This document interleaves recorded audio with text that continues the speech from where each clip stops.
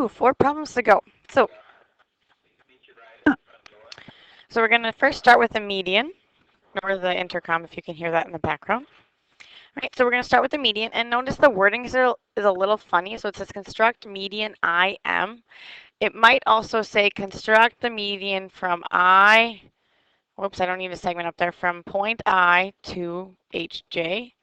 This IM is telling you to start at I and make a new point M somewhere over here, and that's your midpoint, okay? But we have to construct it. We can't just draw it in. So if we want to construct the median, all we need to worry about is the side we want to find the midpoint of. So I'm going to go over to HJ, and I'm going to make my football. So I'm going to go there. I'm going to go over to J and do the same thing. Right, now remember, for the median, I don't actually need the segment. It's not very straight. I don't actually need the segment, I just need the midpoint. Okay, so here's where my midpoint is. Okay, so I would just use my straight edge to find that. And now I'm going to take this, and I want to connect the midpoint from the vertex to the opposite, or the midpoint to the vertex. So I'm going to connect it to I. So I would call this point M, because it's my midpoint. So I've now constructed median IM. Again, it could also say construct the median I to segment HJ. All right, so remember, the median is the football shape, except you don't need the segment. You just need to find the midpoint and connect it to the opposite vertex. The altitude is not the football, and this is the one that in an obtuse triangle can occur outside the triangle. Okay, so it says construct altitude IA. So that I tells me that I'm constructing something from I, so it meets at a perpendicular. Now that's not very straight, but I can see that my perpendicular is going to have to occur outside the triangle, because if I draw it over here, that's way too big and that's too small. It won't be 90 degrees. So I can't just draw it in though, I have to construct it. So first thing, it's the same construction as doing the point. It's this same construction. Let me find it real quick. This same construction, point to a side at a perpendicular, except now we just have sides drawn on the triangle. So we have a point and we have our segment down here. But notice our segment isn't really lined up with our point, so I'm going to take my straight edge and I'm going to extend that segment out. Okay, now remember, if I want to construct an altitude, I go to the point they tell me to start at, and they tell me to start at I. I make my compass big enough so I can make an arc that crosses the opposite side twice.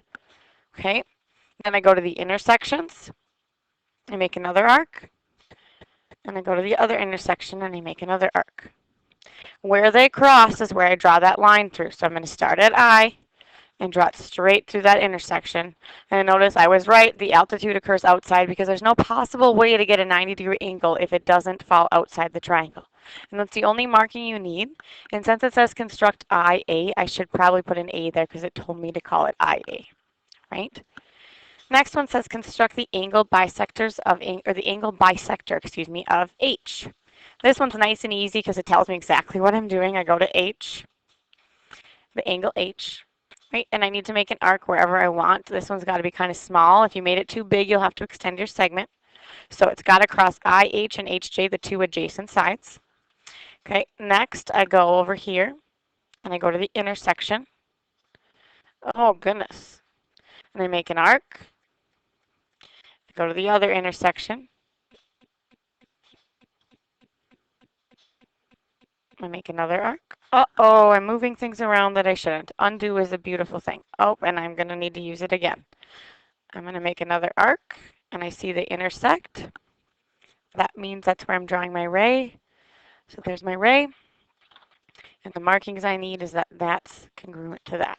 Okay? And it didn't tell me to label this point, but you can call it whatever you want. I'll call it HA for angle bisector. Okay? All right, the next one says construct the perpendicular bisector of IH. So it tells me the segment I want IH. I'm not worried about J because remember the perpendicular bisector is the one that doesn't need to cross through a vertex. So bisector is the perpendicular bisector is the football shape. Okay, so I'm going to go bigger than halfway, make half of my football. I'm going to go to the other side, make the other half of my football. Oh, excuse me. All right, and I now have got the side that I need. That's So I'm going to use my straight edge and draw a line through that. And this, notice it's not even close to J. It doesn't need to go through the vertex at all. It just needs to be perpendicular and cut the segment in half.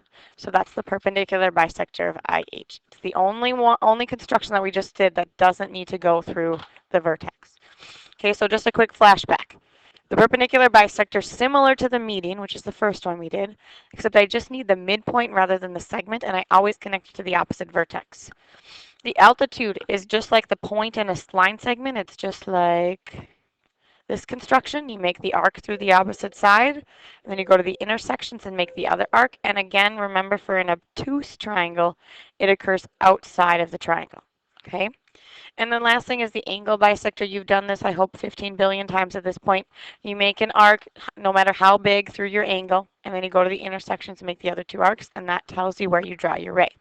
So I hope this was helpful. I'll be in sometime before after school. If you need help, please email me. If you need additional assistance, please check the review key online. Okay? Have a good night.